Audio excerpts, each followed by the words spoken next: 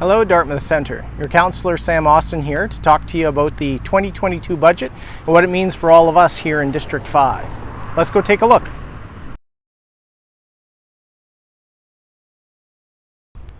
The most significant item in this year's budget for District 5 is the next phase of the Sawmill River project.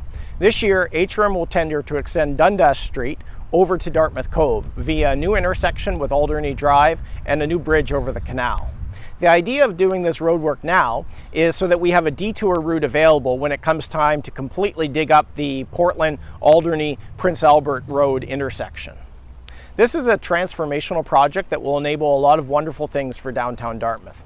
We're going to connect the harbour and Bannock trails, create new public spaces, daylight more of the river, enable redevelopment in Dartmouth Cove, and start to take some steps towards rethinking the design of Alderney Drive. This project has a lot of complexity involved in it, and so although it is being tendered this year, there is a chance that construction might not start until spring 2023. The important thing, though, is the project has been committed to and the funding has been allocated, and so now it's just a matter of time. I'm really looking forward to seeing this very important project continue and bring wonderful results for downtown Dartmouth.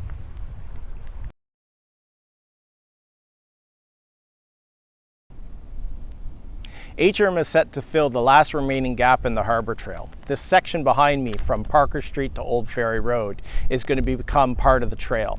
It's the last missing piece of this really important public space in Dartmouth. It's been taken this long to get to this point because it's a complicated real estate situation to unravel. The property is owned by Killam and CN, but some of the surface rights were leased to Cove. They inherited that lease as part of the Coast Guard base.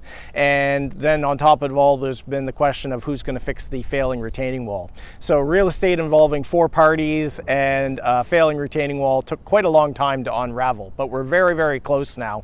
And so the municipality has put it in the budget this year, optimistically hoping that we're going to conclude that last piece with CN and that we'll be able to build that this year. When it comes, I know it's going to be appreciated by so many. The Harbour Trail is one of the jewels of our district, and I'm really, really looking forward to having this last piece filled in.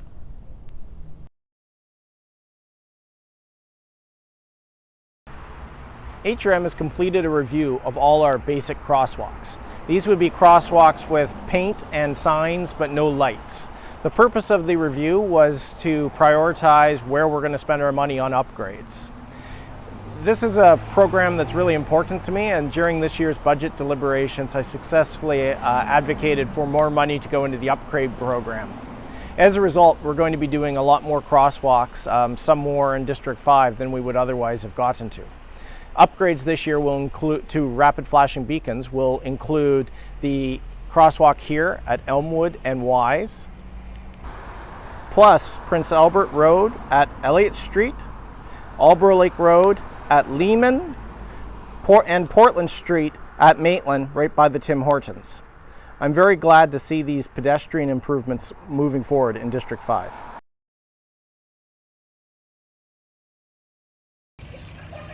There will be 3 traffic calming projects this year in District 5.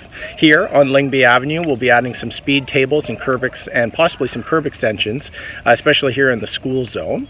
On Joffrey Street, we'll be adding another speed table, and Hawthorne Street will be moving into phase 2 of that traffic calming project, which will include some speed tables and some curb extensions down there at the intersection with Erskine. HRM tries in implementing traffic calming projects not to create situations where we slow traffic on one street and end up diverting it onto another. And so Hawthorne's gain is also actually of benefit to Elliott Street too. We'll be adding some speed tables to Elliott Street, especially around the community center, to make sure that we're not encouraging shortcutting onto Elliott. I'm very much looking forward to seeing these projects completed and making our streets here in District 5 just a little bit safer.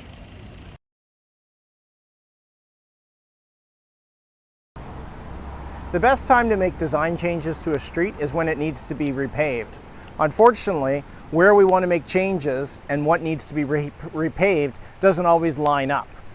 That's where HRM's Tactical Urbanism program comes in. The tactical program basically is a stopgap measure where we go in and we install bollards or planters, temporary changes on the street while we wait for the opportunity to make them permanent in the future. It's also an opportunity to try out what works and what doesn't work. I'm pleased to say that we're getting another tactical project this year in District 5. The intersection behind me, Creighton and Ochterlony, will be narrowed with bollards. This intersection is very, very wide, which makes it somewhat hazardous for pedestrians who have to cross a very, very large stretch of pavement. It's actually an interesting intersection in that at some point in the past, while we were still very much in car culture, even by those standards, we concluded it was too wide because there's a bit of a curb jut out on the one side from some previous era. Anyway, this intersection will get some tactical work this year, and hopefully that'll make it a little bit safer for everybody.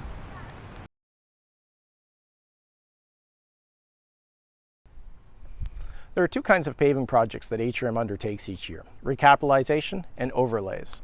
A recapitalization project is basically as close to starting over as you can get with an existing street. All the asphalt is removed, it's taken down to gravel. You often have coordinating work with Halifax Water, and it usually involves curbs as well. An overlay project, on the other hand, is basically a skim coat of asphalt that's put down on an existing roadway. The idea of an overlay is to fix a street that is otherwise in good condition and give you another couple of years before a recapitalization project is necessary. We have a number of recapitalization projects moving forward this year in District 5. Pine Hill behind me will be rebuilt, as will Lingby Avenue, Joffrey Street from the intersection with Sinclair to Tremont, and a small piece of Milverton from Prince Arthur to about Civic number 6. It's good to see these paving projects moving forward. I don't have the listing for all the overlays that are planned for this year, but I'll share that in my e-newsletter as the information becomes available.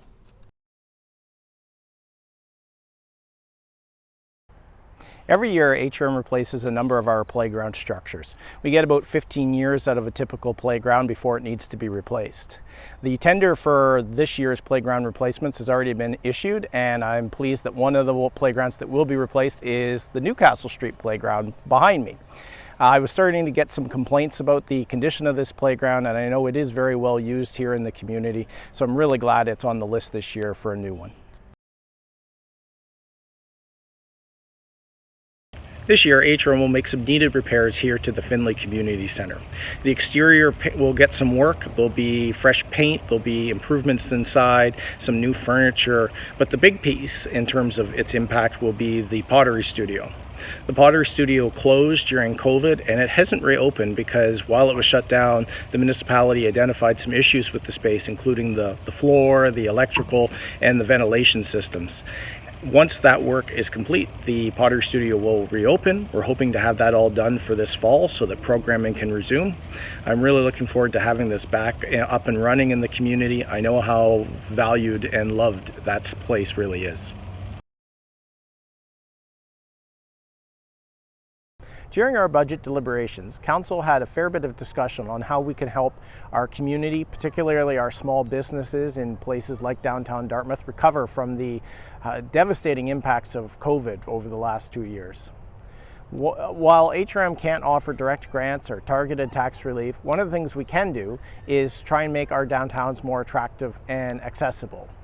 In that regard, what we've come up with is continuation of last year's program, the free concert series at Ferry Terminal Park every weekend for the summer, same as in Grand Parade over in Halifax. We'll also be offering free transit system-wide on Fridays and free ferry on Saturdays. HRM will be helping fund a downtown marketing campaign, and we're going to be offering a targeted parking ticket forgiveness program. Hopefully this batch of initiatives will help bring some prosperity back to our small businesses that have suffered a lot over the last 2 years.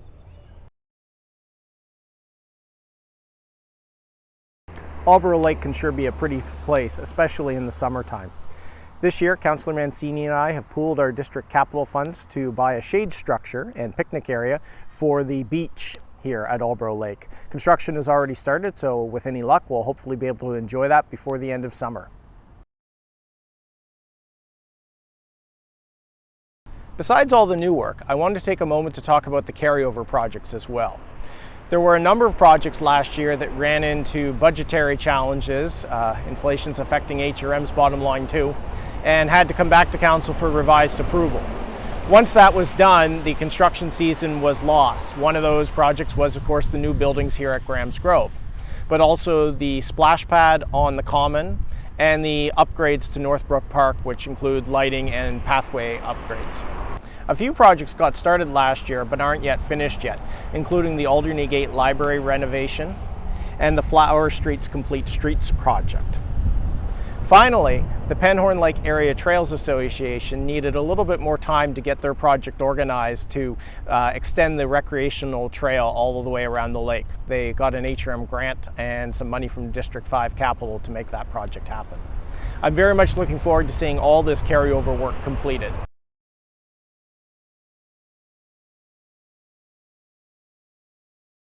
So that's what's up in District 5 this year. If you have any questions, you can get in touch with me by phone at 902-579-6814, by email austins@halifax.ca, or on Facebook or Twitter.